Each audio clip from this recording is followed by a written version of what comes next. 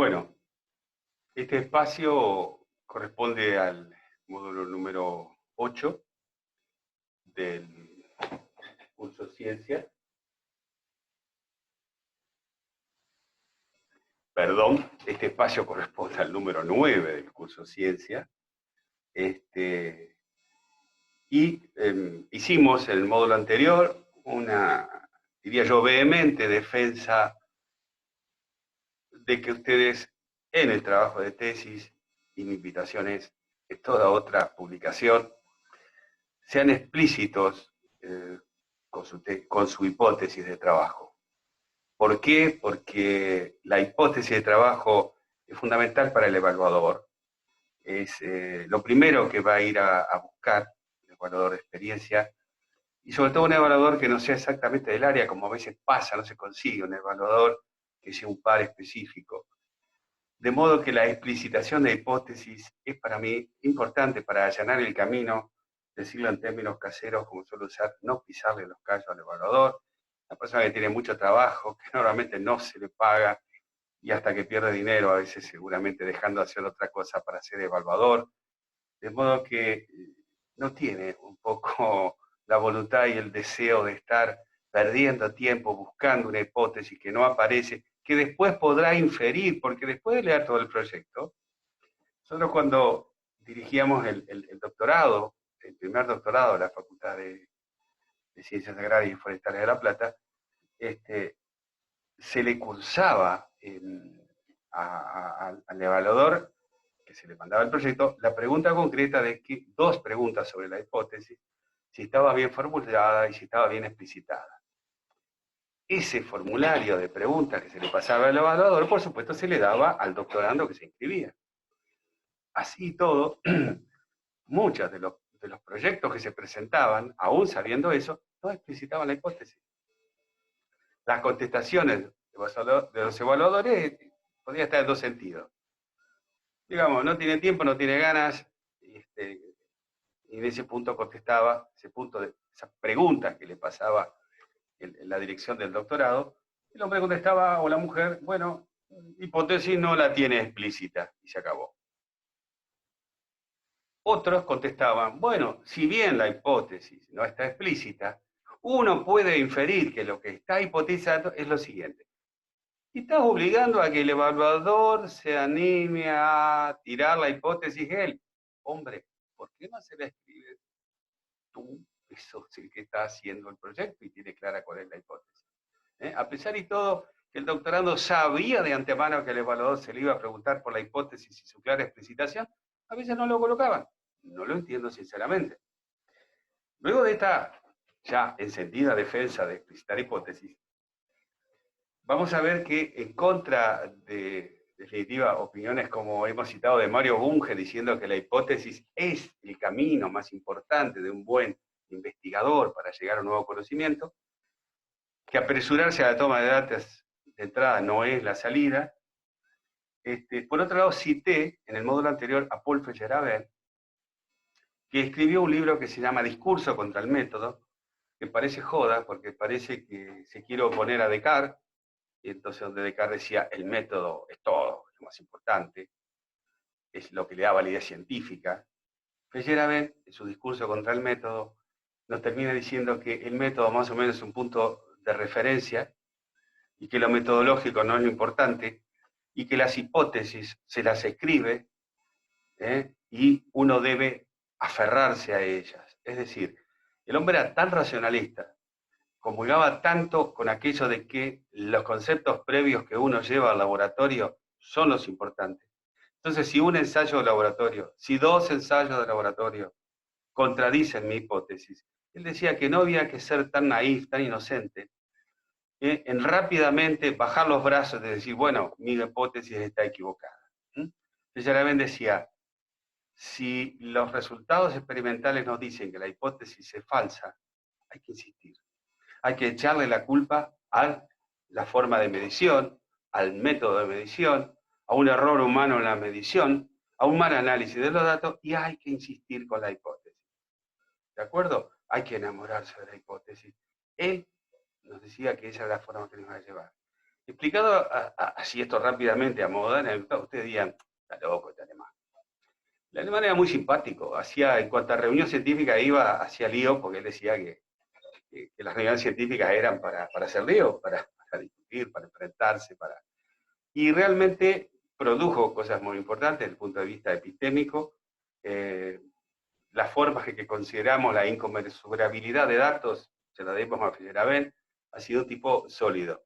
Pero lo estoy citando de la otra punta de las personas que dicen que el método se ha hecho para violarlo y que en cambio las hipótesis son las que hay que respetar. Es una invitación a evitar una temprana falsación de hipótesis y a seguir tosudamente con una idea general que viene desde lo deductivo, claro. Vamos a compartir la imagen de la presentación que trabajábamos. Y entonces, digamos, para continuar con este tema de la hipótesis, el punto se trata de contrastar la experiencia científica contra ideas científicas contrastadas. Es decir, el empirismo plantea que en la experiencia científica está el camino del conocimiento. Es decir, si busco conocimiento, más laboratorio, más datos, esa es la forma. Mientras que una idea científica, plasmada en una hipótesis, que luego se someta a contrastación, sí, por el método inductivo, es la otra propuesta. De nuevo citaremos al maestro Bunge, que decía, no hay problema científico que se resuelva precipitándose sin más hacia el laboratorio o el campo a tomar datos. Por tanto, vale la pena, antes de estudiar la experiencia científica, examinar, yo diría exhaustivamente, las ideas científicas contrastadas por la experiencia. ¿Qué es eso? Son esas conjeturas que le damos el nombre de hipótesis. Fíjense que el cuadrito de al lado me gustó. Hay mucha gente que al día de hoy sigue afirmando que esto de la evolución y esto de venir de los monos a mí no me gusta mucho, no soy tan peludo, y que entonces la evolución es solo una teoría. Y esta persona dice, sí, como la gravedad. Podemos negar que venimos de los monos, pero no somos tan tontos como para tirarnos de arriba de un techo y pensar que no nos vamos a matar. Popper, que lo hemos citado muchas veces, el padre del método hipotético deductivo, nos dice que la creencia de que la ciencia procede de la observación primero a la teoría después está tan difundida y es tan fuerte que la negación de ella a menudo choca con una incredulidad de parte de la comunidad científica, ¿no? O de parte de la gente en general. En realidad, la creencia de que podemos comenzar nuestro estudio con observaciones puras, sin nada que se parezca a una teoría a donde enganchar eso que estamos viendo, porque miramos, pero no vemos, por decirlo de otra manera, miramos ensayos y los empezamos a ver en el momento que tenemos donde ordenarlos, y eso es una teoría. Decía que era absurdo pensar que podíamos armar una teoría solo desde lo experimental, una postura en esta dicotomía que estamos siguiendo, claramente racionalista, y en contra de la propuesta pura empírica. De nuevo, don Mario Bunge, y esto creo que lo hemos citado, que es muy frecuente que la ciencia se encuentra en jaque, es decir, no avanza por falta de evidencia empírica, sino por falta de hipótesis fuerte. Y hay una errada filosofía de la ciencia, lo que podría llamarse datismo, fijarse, esto lo puede escuchar mucha gente, pero en la Argentina y sobre todo en el medio agropecuario, el datero es el tipo aquel que, viste, cuando hay que vender una máquina, que es un insumo muy costoso, el concesionario que vende esa máquina, ese tractor, utiliza una serie de personas que le pasan el dato. Mirá que fulanito allá está por comprarse un tractor, entonces obviamente esa molestia de acercarle el dato a él y de repente no a otro, y tiene su precio. Si él lo vende, al datero le tira algo, una comisión. Eso es perfectamente para que se entienda que en el medio agropecuario argentino el datismo, el datero es una persona como en segundo plano de lo que es una transacción comercial de este tipo. Entonces, él como argentino que es don Mario, lo que podría llamarse datismo, en términos peyorativos lo pone, la filosofía de la ciencia que solo da importancia al dato. Esa es la culpable de este estancamiento en la vista de este científico que nos enseñó mucho a corregirnos para ser mejores científicos. La hipótesis, vamos a hacer un balance de lo hablado hasta acá, es una posible solución al planteo del problema, hecha en forma analítica y a priori, o sea, en forma deductiva. Insisto, que no es lo único, pero sí creo que es lo más frecuente en el área que engloba a los interesados en esta serie de conferencias. Se expresa como un enunciado afirmativo, o sea, tiene formato de ley. No puede haber una hipótesis que contenga el condicional. Sería, crecería, aumentaría, bajaría. No, baja, sube, aumenta. ¿Mm? Lo tomamos por cierto y lo escribimos como cierto, hasta que la contrastación inductiva nos diga lo contrario. Entonces tiene el formato de ley. Ley quiere decir que es una generalización. De modo que la hipótesis tampoco puede llevar cuantificadores dentro. Es así que el 20% de los casos está relativo al 30%. No, esos son análisis de resultados, eso es el capítulo anterior. En el análisis de resultados hacemos todas las comparaciones, inclusive, si quieren, no es mala idea, luego del capítulo de resultados, es que escribir un subtítulo que diga principales resultados, para hacer un destaque, un highlight de aquello que ustedes entienden, que son los resultados más fuertes, más polentas, más importantes que han tenido. Los destacan. No confundir eso con la conclusión. La conclusión tiene que tener formato de ley, porque la conclusión es la misma que la hipótesis, si la verifican, o es la negativa de la hipótesis, si no la verifican. Pero sí, en principales resultados puedo separar lo que yo cuantifiqué frente a lo que vi en la plataforma cognitiva. O sea, lo parecido de mis resultados a algunos de esos colegas y lo diferente o contrario de mis resultados respecto a otros colegas que ya he citado. Todo eso va en el capítulo de análisis y discusión de resultados. Y pueden destacar principales resultados. ¿Qué es lo más común que uno ve? Uno ve que en las conclusiones ponen los principales resultados. ¿Está mal? No. De repente, si el resultado es importante, a mí no me importa dónde esté, diría cualquiera. O sea, el subtítulo que está arriba de la salida para la vacuna del COVID-19, ¿a quién le va a calentar? ¿De acuerdo? Pero hoy de nuevo, es decir, si alguien hace una genialidad como a corto plazo desarrollar una vacuna para esta pandemia, aleluya. Pero no va a ser el grueso de los investigadores. El grueso de los investigadores va a seguir necesitando el método para ser prolijo y en todo caso, si produce algo interesante, no digo genial, interesante, bueno, debería leerlo la comunidad y debería tenerlo en cuenta, deberían citarlo, y esos son pequeños escalones que nos hacen avanzar hacia el nuevo conocimiento científico que buscamos. En este caso, bueno, la vacuna, por ejemplo. ¿Estamos de acuerdo? Lo que se plantea en la hipótesis permite hacer predicciones. La hipótesis es un predictor. Si yo la tomo como válido, entonces si esto es válido, quiere decir entonces que las variables que estoy siguiendo se tendrían que comportar de la siguiente manera. Esas son las variables que integran mi experimento. La parte de campo, el componente investigativo en sí de mi tesis. Debe establecer una correlación específica entre las variables dependientes e independientes, por supuesto. Con cierta facilidad, uno puede ver, cuando evalúa un proyecto, que obviamente la variable dependiente, qué sé yo, la producción de soja, por decir algo que nos preocupa a todos, y en el caso de repente de los asistentes de esta maestría seguramente sea la parte de plagas, enfermedades, la sanidad del cultivo. Bueno, la variable dependiente está clara, todos queremos contribuir a la mayor producción de soja, la soja con más eficiencia. Las variables independientes que vamos a meter en el caso nuestro tienen que ver con la sanidad del cultivo, por supuesto, y nos dan el ambiente que le voy a crear para ver. De modo que sabemos que hay correlación. Nadie va a plantear un proyecto de investigación, un proyecto de tesis que diga que la variable dependiente es la producción de soja, la eficiencia de la producción de soja, el aumento de la producción de soja, que esa es la variable que quiero medir, producción de soja, y que la voy a contrastar versus, no sé, el número de exposiciones artísticas en la escuela de la Bauhaus en el siglo XX.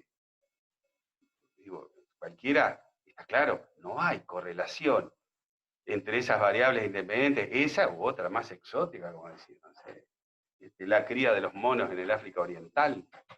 Cualquier evaluador que lo ve dice, pero hombre, esto no tiene nada que ver, o sea, no hay correlación. O sea, va de suyo que cuando planteen la variable dependiente que va a estar correlacionada a las independientes, pero ustedes todavía no saben cómo. O sea, no saben ni siquiera si va a ser positivo o negativamente. Si la variable es independiente, ¿cuál es la que va a crear el mejor ambiente? Todo eso no se sabe. Se sabe que hay correlación. La búsqueda de la correlación de esas variables es el objetivo del ensayo que plantea. Al final del ensayo, ustedes sabrán que las variables, primero, hipótesis de nulidad hemos dicho, se plantean que no tienen nada que ver. Hombre, la ANOVA les dice, sí, entre tratamientos hay diferencias que son importantes y justifican considerarlo como tratamientos diferentes. Perfecto. Pasan entonces a un test de medias. El test de medias nos dice si son significativas o no esas diferencias, cuándo lo son y cuándo no lo son, a cierto grado de confiabilidad del dato. ¿Mm?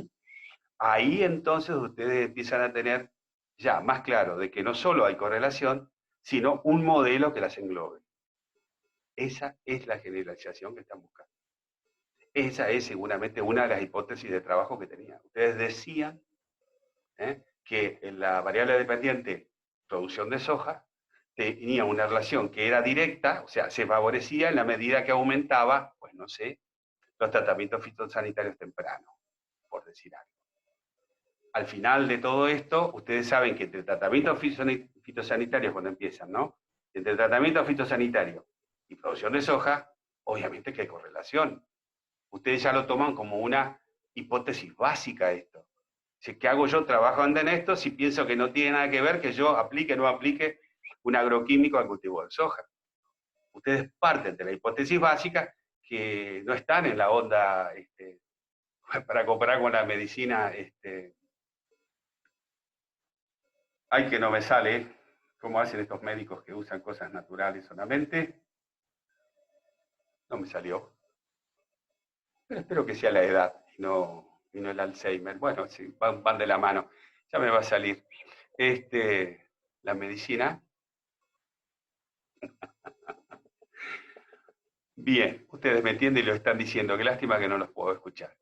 Bueno, de acuerdo. Sino que están diciendo que la aplicación de las drogas en el ciclo del cultivo de la soja sí tiene relación. Lo que pasa es que ya van a saber al final, al menos si es directa o es inversa, e inclusive muchas veces, una cuantificación mayor en el modelo que obtienen, entre número de tratamiento o tipo de tratamiento o droga utilizada en el tratamiento fitosanitario y la producción de soja.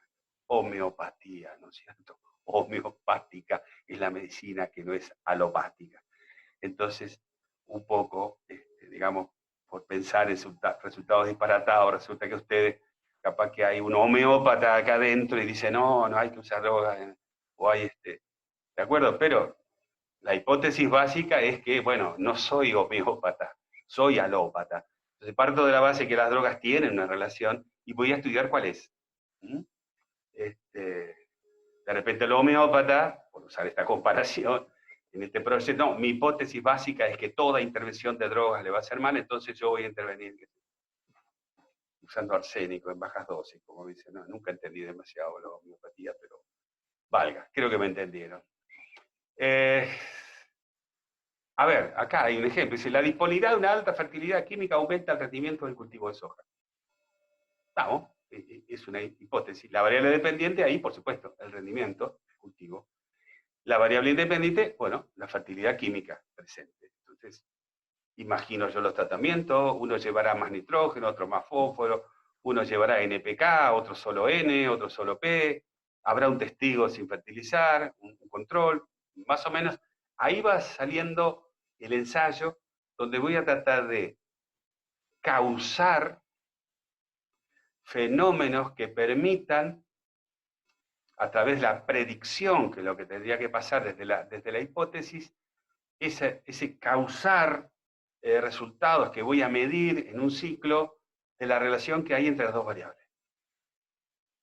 Y ahí, en distintos tratamientos, voy a llegar a la conclusión, con mucha suerte, capaz que la hipótesis decía, el tratamiento utilizando NP y K en dosis armónicas es mejor que no usar nada o que usar solo uno. Nadie me va a dar un premio por una investigación tan elemental, pero creo que me están entendiendo. Su contratación, o sea, falsación o verificación, se hará por síntesis, no se olviden. Ustedes van a tener que usar la estadística para mostrar que si bien es cierto, o la estadística les inhibirá a usar datos, más de una vez, siempre los tratamientos, vamos a seguir con el sencillo ejemplo, siempre los tratamientos que usaron NP y K, y no solo uno, de los nutrientes, bueno, siempre rendieron más. Pero después viene el estadístico, viene el test de media, que al 1%, que al 5%, y el test de media dice centésimas, perdón, porcentaje, digo, y entonces el estadístico dice, no, yo le digo, mirá, siempre que uso en el PICA, los valores son mayores, sí, pero la variabilidad que tenés es muy grande, como todo cultivo de campo, y resulta que la estadística me dice que no son significativas las diferencias. ¿Qué me queda? Bueno, buscar con intervalos de confianza mayores, puede a veces ser, puede a veces no, pero yo no puedo decir que es mayor, de modo que siempre será por síntesis, o sea, por forma inductiva, con los pros y los contras que hemos analizado previamente. Como la hipótesis se construyó por deducción, entonces lo predicado está en la noción del sujeto. Por tanto, si se verifica, es la propia conclusión que hemos venido defendiendo. La deducción es un mecanismo que hemos recomendado, que hemos dicho muy apto para el investigador joven, que no tiene la experiencia, que la inducción es peligrosa para el joven, no tiene suficientes casos para hacerla, pero vamos a hablar mal de la deducción, ¿qué les parece? Porque si no parece que estuviéramos ya partido acá tomado. Vamos a usar la deducción y vamos a usar la inducción, es inevitable, no puedo sacar ninguna. Lo que tengo que saber es pros y contras de cada una.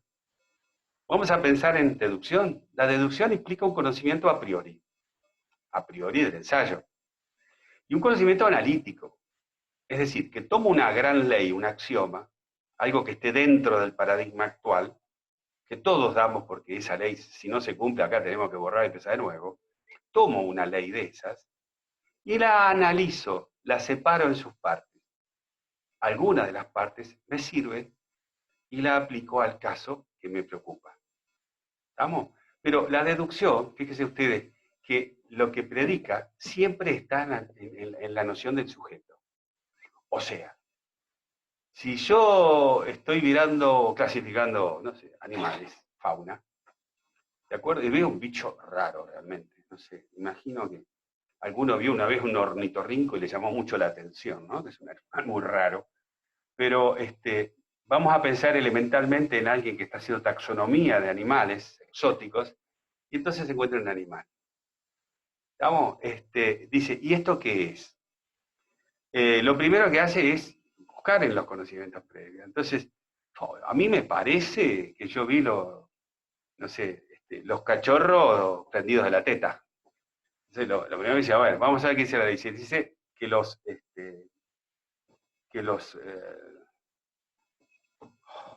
lactantes, que los mamíferos, estoy bravo hoy, que los mamíferos los voy a poder identificar porque tienen labios.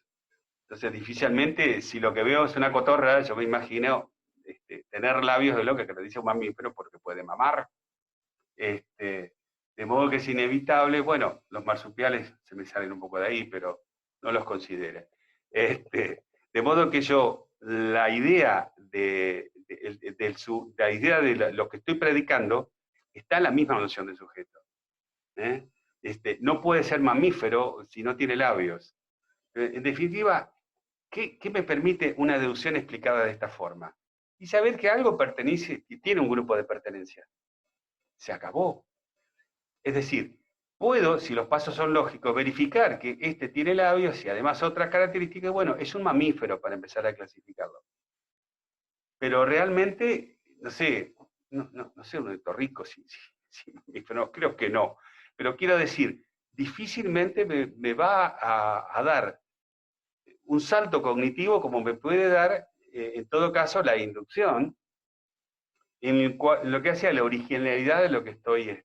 La inducción no me va a dar nunca la certeza, pero me puede dar una agradable novedad en conocimiento. La deducción es rarísimo que dé un gran salto cognitivo diciendo, es un mamífero. No me va a dar un premio, si cualquiera se da cuenta. Pero me permite seguir avanzando y en todo caso contrastando en el método hipotético deductivo. No sé si fui claro, pero arriba. Las bases del racionalismo interpretadas por el método hipotético deductivo parten de comprender que las leyes no surgen de lo observable mayoritariamente, quisiera decir yo. La ciencia consiste en inventarlas como solución a problemas de la realidad, o sea, la ciencia, según esta postura, consiste en elaborar buenas y fundadas hipótesis. Y Feyerabend nos decía, y no las abandonen fácilmente.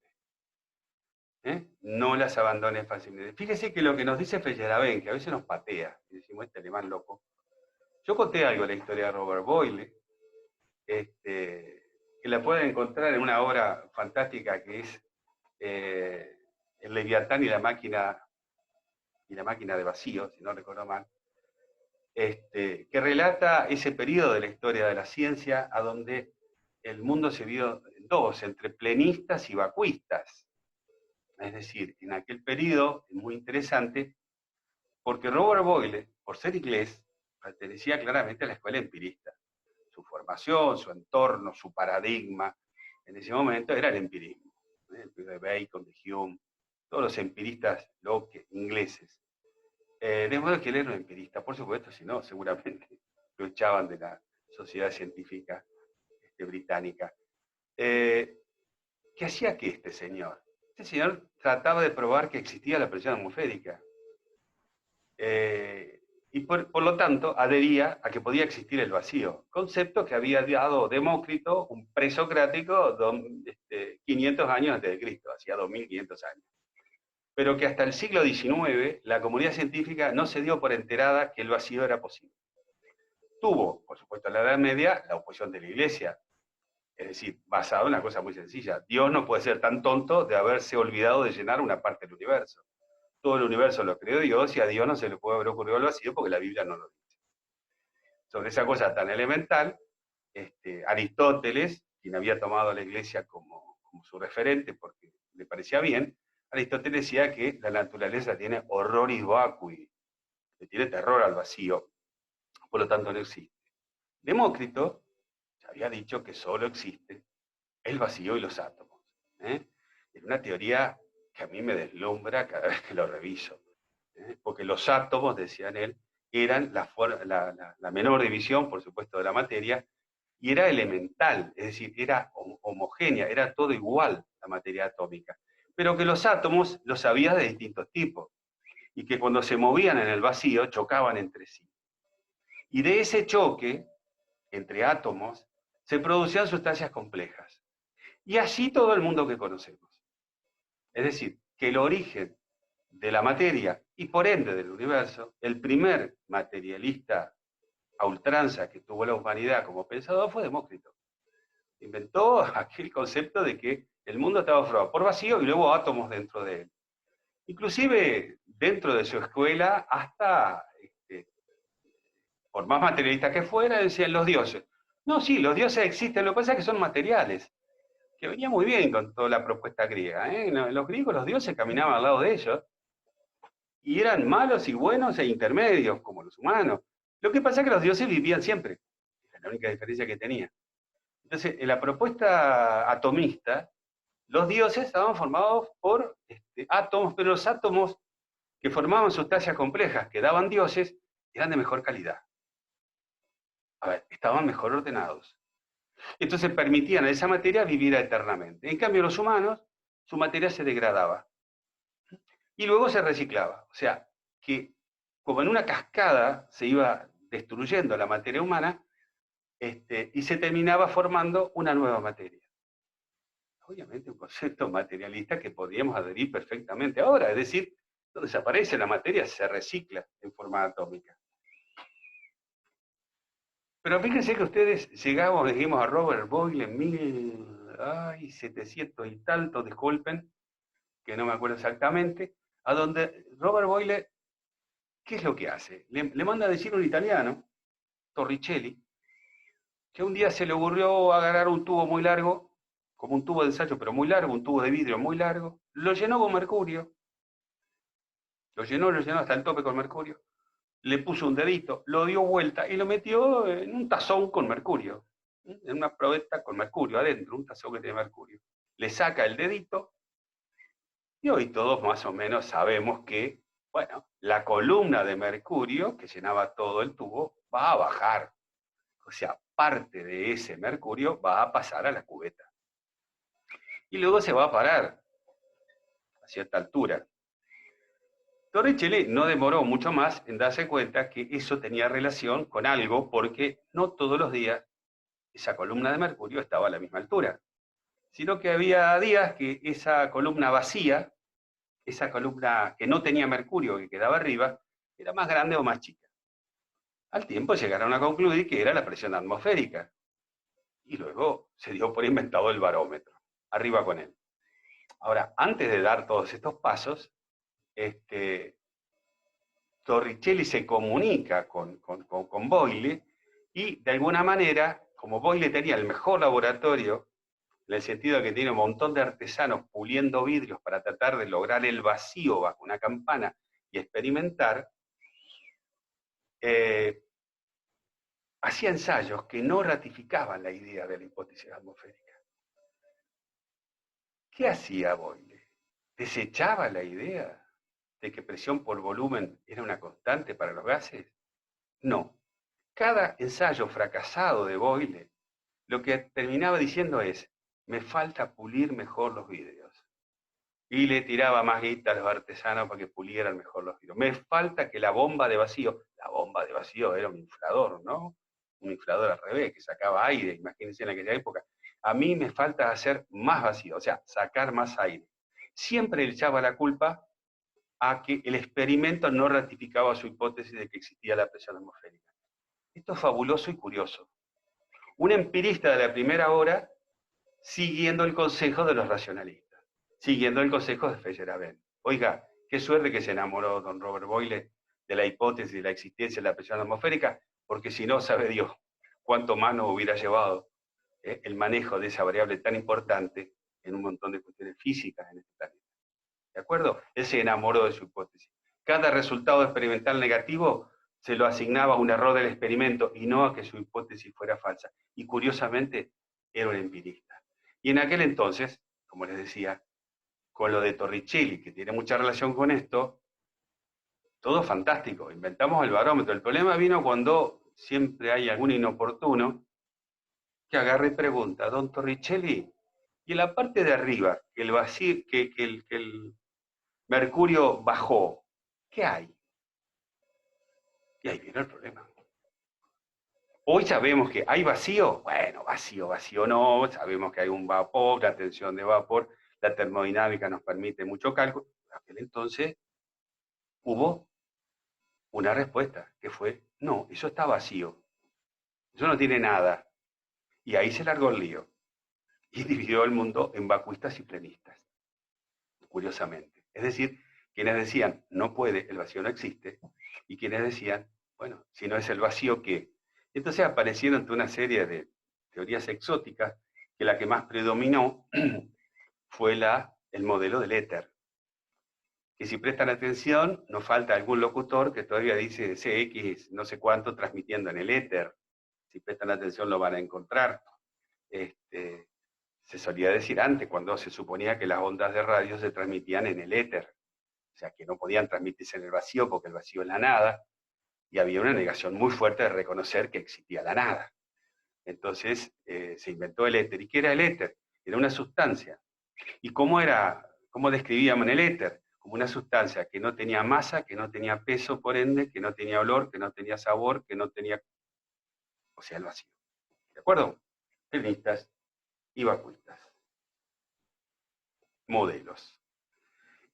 Balance. Hemos hablado de varias hipótesis. Primero, Hemos hablado de la hipótesis básica.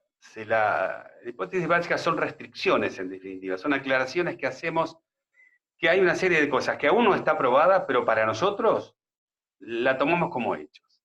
Y para no ser irreverentes frente a un evaluador que no comulgue con esa idea, nosotros aclaramos que lo tomamos como hipótesis básica.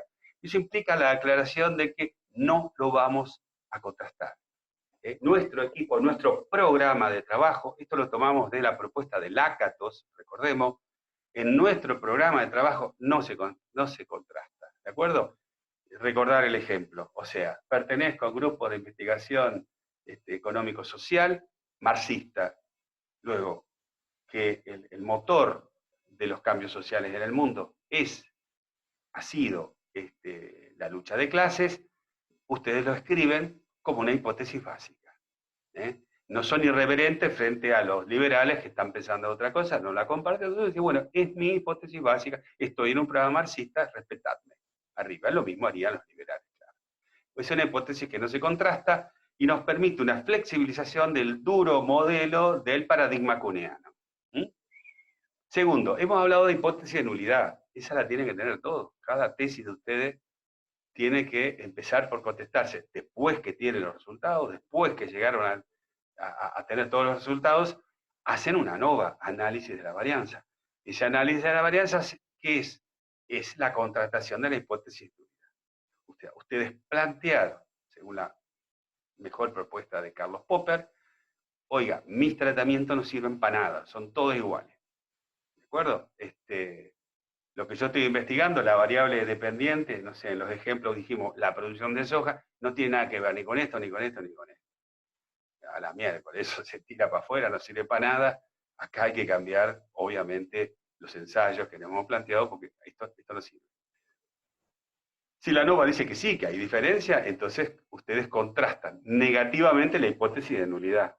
O sea, aceptan que sí hay diferencia y siguen trabajando. Sí. Hipótesis de trabajo. Bueno, esa es la que yo vengo defendiendo, que tiene que estar perfectamente explicitada en su tesis, y yo diría en todo artículo que de su tesis salga, esté explícita descrita, en blanco y negro. Hipótesis de trabajo, 2 puntos. Entonces la escriben como ley, que ya hemos hablado. Esa, por supuesto, que sí es contrastable. Hemos mencionado la hipótesis ad hoc. La hemos mencionado, para que ustedes recuerden, en todo caso, la única ventaja de esto de reunirnos para no vernos, digamos, como estamos haciendo, es que ustedes pueden ir para atrás y buscar algo ya visto. Lo pueden encontrar en el ejemplo que puse de Galileo Galilei, a donde cuando él tira las bolas de la torre de Pisa, y queda admirada la comunidad científica y la comunidad local, de ver que dos bolas muy distintas caían juntas, cuando Aristóteles dijo que la más pesada caía tanto antes cuanto más masa tuviera, resulta que no, que caían juntas, que la atracción de la gravedad era la misma para la masa, y en todo caso, obviamente, lo que se iba a diferenciar es que la masa, por esa aceleración de la gravedad, nos daba un peso distinto de esas dos bolas, pero que iban a caer al unísono. Y alguien le pregunta, bueno, pero ¿por qué no las chocó la torre? Porque justamente la torre se movía hacia el lado que caían las bolas, por la posición del Sol, claro, sobre la idea que es la Tierra que se movía, como decía Galileo. Y entonces Galileo saca de la manga, dice, no, ¿sabe lo que pasa? La Tierra se mueve, pero muy despacio. Cosa que es una tontería, porque en definitiva, digamos, pero fue una hipótesis dado. Es decir, alguien que, bueno, yo le tiro una hipótesis de por qué pasa. O sea, ¿qué hizo Galileo? Mató ese dato. Yo le llamo matar el dato inadecuado. O sea, explicó un resultado inesperado, que es lo que me permite hacer una hipótesis ad hoc. A ver, vamos a otro ejemplo. Yo manejo una hipótesis, hago el ensayo para contrastarla, y en todo caso no me olvido de la propuesta de Feyerabend, que ya hemos explicado ampliamente. Es decir, no sé si me enamoro de la hipótesis, pero no hagan una rápida y naif refutación de una hipótesis con pocos datos. Insistan. En todo caso, la parte experimental puede fallar, nos decía Feyerabend. Entonces, ante un resultado inesperado, todos los datos dicen que sí, hasta que un buen día un dato dice que no. En general, con repetición, estadísticas que ustedes trabajen.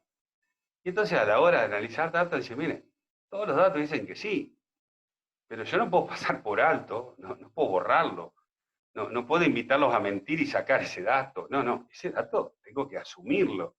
Hay un dato que es negativo, o hay un porcentaje pequeño de datos que van al revés de la mayoría. ¿Cuál es la propuesta de la hipótesis ad hoc? Ponga, antes de desechar el ensayo, antes de desechar la hipótesis, diga, a ver, revisen si esos pocos datos que dicen que no, frente a una abrumadora mayoría que dicen que sí, fueron tomados en alguna situación especial. A ver, si hay algo especial que relaciona ese dato con la persona que tomó los datos, con la máquina que tomó los datos, con alguna otra variable que no tuve en cuenta y que de repente cambió entre toma de datos y toma de datos, y donde ustedes la encuentran, supongan, no sé, una variable que vamos a llamar explicativas cuando hablemos de las variables. Además de las dependientes, las independientes, un ensayo puede llamar variables explicativas. ¿Qué es eso? Es alguna variable que en principio no tiene relación, no tiene correlación, no tiene mucho que ver con lo que estoy midiendo. O sea, no es una variable que debo garantizar constante, porque nada me dice que esa variable tenga interferencia. Bueno, ustedes, alguien toma datos en un invernáculo, y no sé, la humedad relativa no es una variable experimental para ustedes, pero hay un higrómetro a la entrada. Entonces el director, basado en su experiencia inductiva, dice, yo no tengo explicación por qué, pero cada vez les dice al becario que vayas, a los becarios, cada vez que vayan a tomar datos al invernáculo, anoten en un costado de la planilla, porque no lo vamos a someter a análisis estadístico, anoten la humedad relativa ambiente de ese día. No estoy inventando un caso. No tiene nada que ver la humedad ambiente con lo que estamos, pero anótenlo, está el higrómetro ahí en la entrada. Cuando está analizando ese poquísimo grupo de datos que van en contra de los datos mayoritarios, una de las cosas buenas a revisar en este ejemplo sería, oiga, ustedes anotaban, ¿no? A ver, ¿qué humedad relativa ambiente había cuando se tomaron esos datos? Eventualmente, en este ejemplo que estoy inventando, fíjense ustedes que la humedad ambiente justo coincide con cada dato que da contrario a la humedad ambiente excesivamente baja. Entonces, en nuestra zona hay 90% de humedad todos los días. Esos días ustedes midieron 40. El resto de los días, que dio el resultado esperado, sí, si no era 90, era 85, es decir, lo normal, húmedo. Pero cada vez que se tomó el dato que contradecía, resulta que la humedad relativa era realmente significativamente baja. Tenemos la oportunidad de matar esos datos. ¿Cómo lo hacemos? Hacemos una hipótesis ad hoc. Si bien en el 10, en el 12,7% de los casos el resultado es otro, debiéramos no considerarlo porque la humedad relativa en esa toma de datos fue inesperadamente menor a la modal, y si bien no conocemos qué relación hay porque no es el objeto de este ensayo, ¿de acuerdo? Nosotros no lo vamos a considerar elaborando la siguiente hipótesis ad hoc, 2 puntos. La humedad relativamente tiene que ver y participa en las variables a considerar en futuros ensayos. Esto terminó en lo que se llama recomendación, que es algo muy positivo e importante hacer. Cuando uno analiza resultados, se encuentra con que, ¡ay, qué pena que no me di tal cosa! Qué bueno sería que próximos ensayos midan esa cosa. Si usted lo pone como recomendación en la tesis, en la publicación, en el paper, ustedes, dos cosas, están ayudando a la comunidad científica a decir que, bueno, quien esté trabajando en esto, ojo, tenga en cuenta que hay que considerar la humedad relativa ambiente porque hipotetizamos que tiene relación, ¿sí? Número 2, ustedes mismos, el año que viene, justo se vence el proyecto, presentan un nuevo proyecto, entonces cuando hacen el nuevo proyecto, cuando escriban un nuevo paper, ustedes se autocitan, que siempre es bueno, aumentan su indicitation, y por ende el de la revista, que a los dos les interesa, autocitándose, porque cuando escriban el nuevo proyecto, en la justificación van a decir, como nos aconsejó, ¿quién? Yo mismo, y se citan, y sí pueden entonces opinar solo a través de la cita, en la introducción del nuevo proyecto, que ustedes están respondiendo a un consejo científico dado en una publicación científica que han escrito ustedes mismos. Por eso es bueno la recomendación que se hace en el capítulo de análisis de difusión de resultados hacia el final, y sobre todo cuando metieron una hipótesis ad hoc que trata de no considerar datos inesperados que ustedes entienden que no tendrían que estar por alguna razón que van a seguir investigando después. Esa es la hipótesis ad hoc. Ahora que la conocemos, vamos a ir para atrás y a recordar a Feyerabend. Feyerabend cuando nos decía, enamórense de la hipótesis y no la negocien, no la contrasten negativamente muy fácilmente, lo que nos está diciendo es que inventemos una hipótesis ad hoc que nos permita seguir trabajando. Entonces, en general, y como esto es opinable y es dilemático, acá de nuevo aparece el dilema. Aparece la adoxicidad de Feyerabend en contra de la no adoxicidad de todo empirista. El empirismo va a decir, usted midió esto, que no, es no, a otra cosa. En cambio, un racionalista del estilo de Feyerabend va a decir, no, acá lo fuerte es la hipótesis. Si usted hipotetizó esto, después de revisar todo lo que se sabe, insista y échele la culpa al experimento que falló. ¿De acuerdo? Ahí está el debate. ¿Es buena o no es buena la adoxicidad? Continuamos en el próximo módulo.